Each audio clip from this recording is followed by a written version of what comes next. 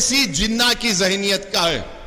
मैं उस शख्स को कहना चाह रहा हूं कि तुम में इतनी इंटेलेक्चुअल कैपेसिटी नहीं है, तुम मेरे दिमाग का मुकाबला नहीं कर पाओगे। तुमको बचपने से सिर्फ 3 चीजें डाली गई। क्या डाली गई? दाढ़ी वाला दिखा जिना, या मुगल, या हिजाब, बस।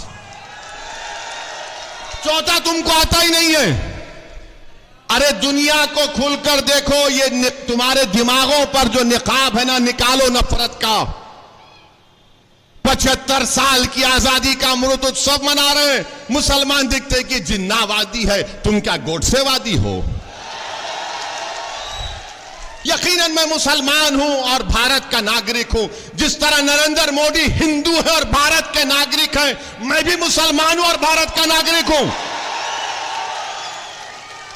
जिस तरह उनको फख्र है अपने भारतीय होने का, मुझे भी फख्र है। सुनिए सुनिए सुनिए सुनिए, बात आपको सुनना जरूरी है। अगर कोई हमारा हिंदू भाई मंदिर को जाता है तो मैं मस्जिद को जाता हूं।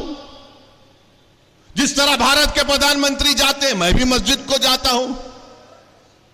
मुझे अल्लाह ने कहा कि यतीमों का माल मत खाओ, उन पर रहम करो, हम सुनते हैं।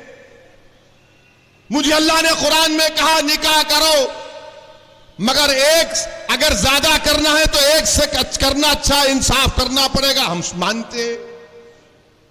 मेरे दीन ने मुझसे कहा, मुझे दीन ने मुझे बताया तो मैं चलता हूं। आपको इतनी तकलीफ क्यों हो रही है उस पर? अगर आपको इख्तियार हासिल है अपने मजहब पर चलने का और आपकी भारत से मोहब्बत पर कोई शक नहीं किया जाता, तो मेरी मोहब्बत पर शक किस बुनियाद पर? किस बुनियाद पर बताइए आप?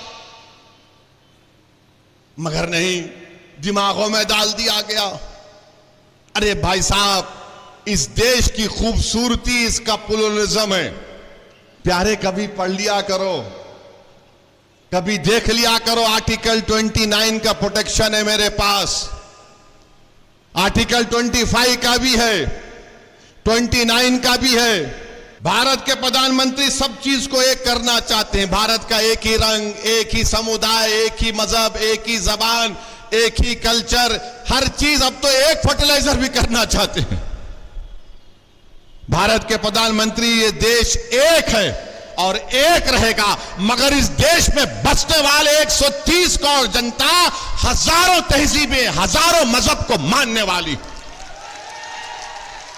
ये इस देश की खूबसूरती है। मगर भारत के प्रधान